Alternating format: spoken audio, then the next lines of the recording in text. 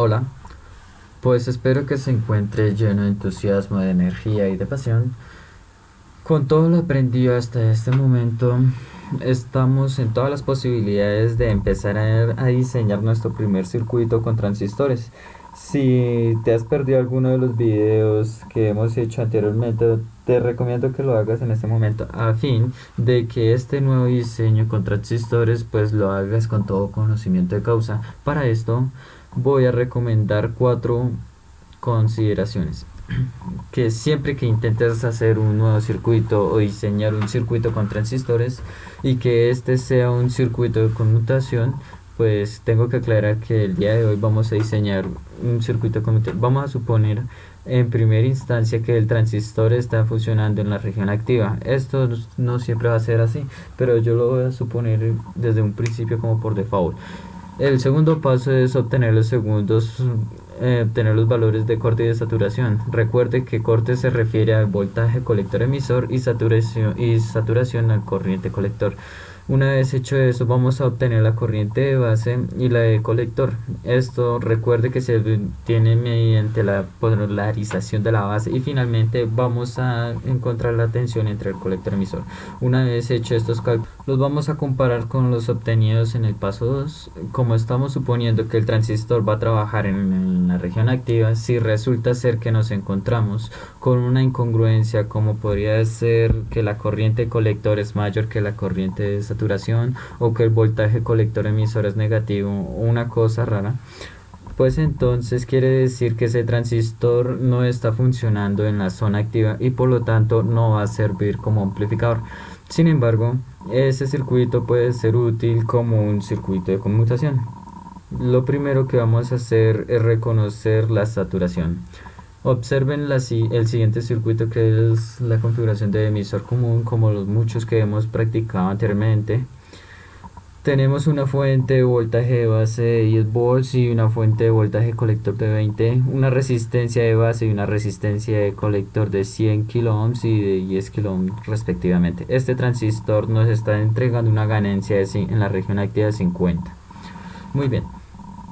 Lo que nos dice nuestro procedimiento es que calculemos la corriente de saturación. Nosotros conocemos esta fórmula. Tenemos voltaje colector, tenemos resistencia de colector y esa corriente de saturación, sustituyendo los valores, nos va a dar un valor de 2 miliamperes y nos falta el voltaje colector emisor de corte, pero nosotros sabemos que es igual a la fuente que polariza el colector, que en este caso es de 20 volts. Teniendo esos dos valores ya podemos trazar nuestra recta de carga uniendo estos dos puntos. Muy bien, ahora me interesa saber dónde se encuentra el punto de operación de este circuito. Mire que estamos suponiendo que ese punto se encuentra en la región activa, es decir que si mi suposición es válida, debe encontrar el punto de operación en esta región, aquí en esta misma recta, pero en la misma región activa. ¿Dónde estará ese punto de operación? Vamos a ver. Para eso me dice que polarice la base. Tengo mi fuente de voltaje que polariza la base menos voltaje base emisor. Vamos a suponer que el transistor es de silicio, que es de 0.7 volts entre 100.000, que es la resistencia de base. En este caso nos da una corriente de base de 93 microamperes.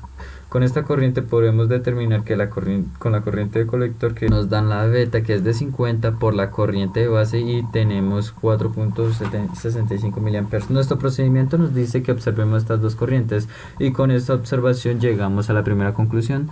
La corriente colector no puede ser mayor a 2 miliamperes, por lo tanto es la primera incongruencia y entonces este circuito no se encuentra trabajando en la zona activa. Es seguro que está en la zona de saturación. Nosotros nos pudimos haber dado de cuenta de esta conclusión calculando el voltaje colector emisor. Si nosotros sustituimos estos valores, vamos a observar un voltaje negativo y esta es la segunda congruencia. Entonces con esta observación determinamos que el circuito trabaja en la zona de saturación, no trabaja en la zona activa, por lo tanto no puede servir como amplificador y puede ser útil como un circuito de conmutación. Ahora recordemos que la ganancia de corriente directa varía habitualmente. La ganancia que me dan las hojas de especificación de transistor Es un valor donde el transistor trabaja en la región activa, pero en este caso este circuito no está trabajando en dicha región. ¿Qué valor tendría entonces la beta en esa región de saturación? Muy bien, para esto recordemos esta curva. Decíamos en aquella ocasión que cuando la corriente colector aumenta, la ganancia baja y cuando disminuye también. Así que dadas esas consideraciones yo debo hacerme la pregunta, ¿qué valor tendrá esa ganancia de corriente directa cuando sabemos que este circuito está trabajando en la zona de saturación? Es decir, que la corriente colector llegó a su máximo valor. Bueno, un consejo práctico es cuando un transistor entra a la región de saturación, la ganancia de corriente directa disminuye su valor que cuando está trabajando en la región activa. Bueno, pues es hora de suponer si observamos las curvas de ganancia de corriente directa en el transistor, ¿verdad? Entonces, regresando a nuestro circuito anterior, ahora nuestro interés es conocer el valor de esa beta en esa zona de saturación. Nosotros sabemos que la corriente colector es beta veces que la corriente de base, pero esto sucede en la región activa, pero en condiciones de saturación, entonces yo tengo que cambiar un poco la fórmula. La corriente colector de saturación va a ser igual a la ganancia de corriente directa que en este momento desconozco por la corriente de base. La corriente de base no puede ser de saturación porque recuerden que con la que es que polarizamos la base del transistor. Así que despejamos la ganancia de saturación y nos queda esta relación que para este ejemplo de esa ganancia nos da 22. Muy bien, un diseñador de circuitos experimenta que este circuito permanezca en la zona de saturación, no va a considerar la ganancia de corriente directa de saturación igual a 22, fíjense, la va a tomar igual a 11, justo a la mitad. Siempre un diseñador de circuitos va a tomar a los valores a la mitad o al doble. ¿Y esto por qué lo hace? Porque para este caso, el tomar una ganancia de saturación de 11 garantiza y asegura que ese circuito va a funcionar bajo todas las condiciones posibles cuando el transistor llega a una temperatura muy alta o llega a una temperatura muy baja, o cuando el transistor se reemplace por otro tipo, etcétera. Bajo todas las condiciones posibles, el diseñador debe asegurarse que este circuito va a funcionar. Tomando esa consideración, la ganancia de corriente directa de saturación la tomamos como 11 y eso va a ser igual a 2 mA entre la corriente de base. ¿Cuánto vale la corriente de base? Porque lo que yo quiero es obtener una nueva polarización de la base con esos nuevos datos. Bueno, aquí despejamos la corriente de base y me queda que para que yo tenga esa ganancia de corriente directa en saturación, mi corriente de base debe valer 0.18 mA, lo que quiere decir que debo reemplazar esta resistencia por otra. ¿De qué valor? Bueno, pues yo conozco esta ecuación y podemos despejar la resistencia y tenemos una resistencia de 51K y la reemplazamos con esta. Con esto estoy garantizando que este circuito en la región de saturación. Un consejo práctico es aplicar la de regla de 10 a 1. Esta regla consiste en que la resistencia de base debe ser cuando menos 10 veces más grande que la resistencia colector. ¿Para qué? Para diseñar un circuito de conmutación.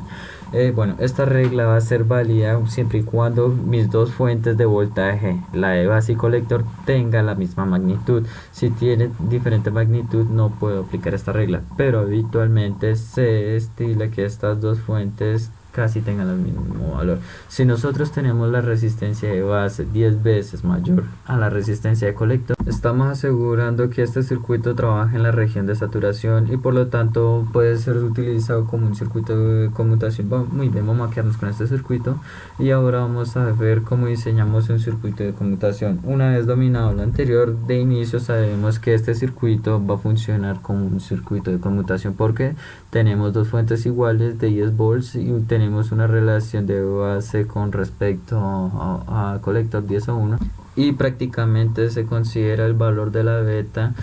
Puedo garantizar que este circuito se encuentra funcionando en la zona de saturación, pero no lo hagamos empíricamente. Conocemos estas dos fórmulas para determinar los puntos de saturación y de corte sustituyendo los valores 10 volts entre 1000, 10 mA. y un voltaje colector emisor de corte de 10 volts. Con estos dos puntos yo puedo trazar mi recta de carga y saber dónde anda mi punto de operación al ver la polarización de la base, que este circuito tiene 10 volts menos 0.7, nos da una corriente de base de 0.93 miliamperes, y al calcular la corriente colector aparentemente pues es mucho mayor que la corriente de saturación, concluyo que mi punto de operación se encuentra en la región de saturación. Calculamos el voltaje colector emisor, conozco todos los valores, me da negativo, y definitivamente este circuito lo podemos utilizar como circuito de conmutación. ¿Por qué? Porque lo estamos trabajando en la zona de saturación. Entonces, concluyendo, la polarización de la base resulta muy útil en los circuitos digitales, porque normalmente estos circuitos están diseñados para trabajar en las regiones de saturación y de corte, aún pese con todas las variaciones de la ganancia que ya conocemos.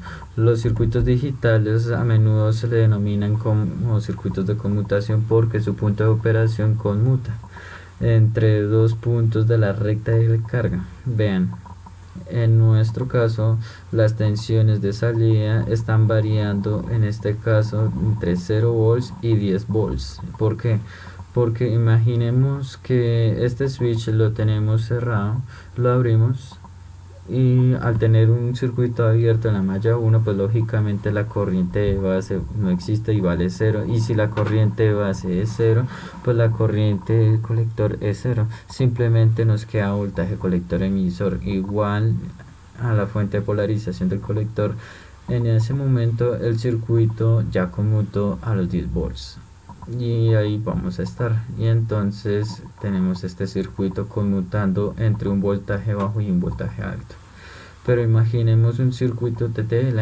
Estos circuitos trabajan con un voltaje bajo de 0 volts y un voltaje alto de 5 volts. ¿Qué tendríamos que hacer? Pues simplemente variar la magnitud de las fuentes. Todo pareciera indicar que este circuito lo representa una compuerta NOT, porque cuando tenemos el switch cerrado el voltaje de salida es un voltaje bajo, y cuando lo tenemos abierto tenemos un voltaje alto. Muy bien, pues espero que este video le haya ayudado mucho, y hasta la próxima. Hasta luego.